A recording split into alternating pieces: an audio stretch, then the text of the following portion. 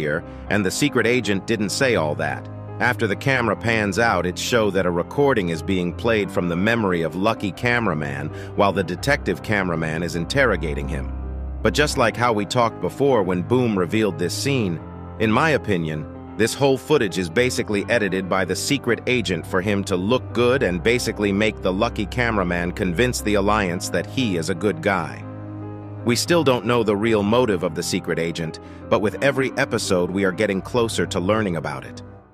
One thing that was shown in today's episode was the fact that the secret agent's visual manipulation powers are far more capable than we might think. After this part, I didn't realize any changes even if they were made until the end where there were 5 more minutes of new footage, and it started with us seeing G-Man and Juggernaut arriving on a new scene. The Juggernaut says, "What for this fight?" And G-Daddy responds with, "You tell me bro is legit aura farming with his new arms and look." Juggernaut keeps it going with, "Accept your defeat with honor, if you still have it." And Jimmy says, "Why such hostility? Did you forget how we conquered the worlds together? For me, you were always like a brother. For them, an expandable pawn." Nah, bro. G-Man spitting facts here. Juggernaut is legit brainwashed. He says, "Stop yapping and fight me." But G-Man doesn't seem to fight at all, and he just blocks Juggernaut's attacks, which leads to him saying, "Why are you running?" This is confirmed by G-Man saying, "I don't want to fight you, my old friend. I want you by my side." And this makes Juggernaut actually look sad, but at this moment he remembers what happened on episode 75, which leads to him saying, "Join you after you hurt my baby," and starts going on a punching streak before G-Daddy grabs him and smashes him down like a Chad. Nah, bro.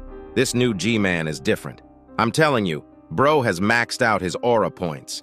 Juggernaut was all confident before this, but now he seems to be more chill after getting slammed down, and G-Man says, "You know there was no choice. But I know what it's like seeing your child suffer, unable to help." Before we continue, I feel like this line is very important since G-Man specifically refers to Juggernaut seeing his child suffer and him relating to it, which means G-Man most likely does have a child too, and the child might have gone through something. It's unknown if he had this child when he was at the Astro Fleet or after, but I'm certain we'll get more details about this later. G-Man continues the conversation with saying, "Join me and your legacy shall never know oppression again," basically referring to the Astro Fleet brainwashing and the Duke making everyone his dog. This leads Juggernaut into thinking mode, but he starts getting back at G-Man in a questionable way instead of fully denying him. He says, "What's the price of your words? One of your titans in their possession. Someone you know is there too with special request. Would you do what's necessary when the time comes?" This basically felt like Juggy saying he would want to join him, but he doesn't trust that they can beat the Astros. And that second line where he said, "Someone you know is there too with special request," looked like it hit G-Man deep. Was that referring to G-Man's child? Is it someone we have seen? And why was the child there with special request? To me, it felt like when Juggy said, "Would you do what's necessary when the time comes?" he meant, "Can you kill your own child when the time comes?" But G-Man dodged this question, which we'll get into in a second. Who do you think the child is? With the current fleet we've seen so far, only possibility that comes to my mind is Duchess because she had the same eyebrow movement as G-Man, while she also had some fatherless behaviors. But it's also very likely that it can be someone we haven't seen because Juggy did mention G-Man's child basically being there with special request, and I don't think we've seen Duchess getting asked to be there with the fleet specifically, but instead Astro Assailant more so suggested she should come with them. It'll be interesting to see who the child actually is. The Skibidi plot is actually getting deeper and deeper, bro. Boom legit is gonna traumatize all of us later on in the series if it continues like this. Also, while they are talking, if you look at the background, you can see someone watching them. Before we'd say this is the secret agent, but from now on, there is a possibility that it could also be another person, but we'll talk about that later. Anyways, as I said, G-Man dodges Juggy's question by saying, "They would have to find me first," and this gets Juggy mad, and he tries punching while saying, "Find you? Are you kidding me?" But as you can see, he fails to punch him because it seems like G-Man never came back after leaving and is now just a hologram.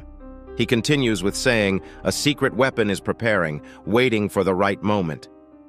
When it strikes, you better be on our side. I would hate for your children to become parentless." Basically suggesting that they got something so crazy that Juggy will completely die if he gets hit by it. G-Man also mentioned that Juggy has more children who are alive, and I think we can safely say that Juggy will definitely change sides in the long run.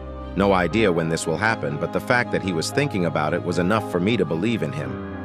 While he was thinking about the topic, the Astro assailant suddenly comes in very mad and says, "Where is he?" And when Juggy responds with "Commander escaped," he gets incredibly mad and replies with, "Commander, I am your commander. You already failed me twice. Shall I doubt your efficiency or loyalty? Lock in." And continues by threatening him before telling him to get repaired in the mothership. I saw a lot of people saying Juggernaut Astro is so much more stronger than Assailant, but we don't know if that's the case. The confidence of Astro Assailant tells me that he hasn't shown his true power yet, and I'm going to be honest, if he is the new commander, he probably is a lot more stronger than the other Astros we've seen so far. I doubt the Astros care about sentimental stuff. They most likely work purely on power, and that's why Juggy probably feels the way he does right now and is tempted to change sides.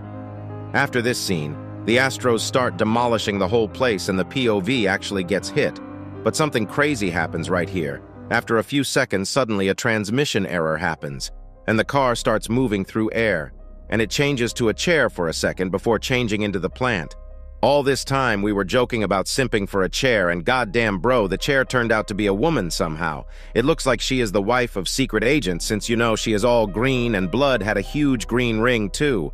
She also does seem to have a mini core in her chest, and because it's green, circular, and there is an X behind it, it reminds me of Ben 10 and how he could transform into creatures. She basically has a different version of that power.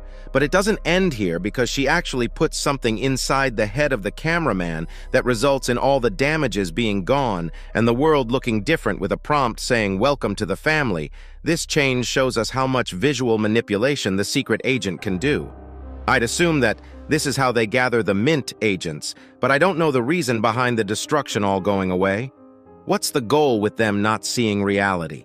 These are all questions that'll need to be answered, and we might talk more about it after episode 78 and what we see in it, because the full season, even though it answered some questions, the answers actually brought up a shit ton more questions. It was truly an experience watching this full season and going over it. So if you enjoyed this video, make sure to like and subscribe. Elite Cameraman out.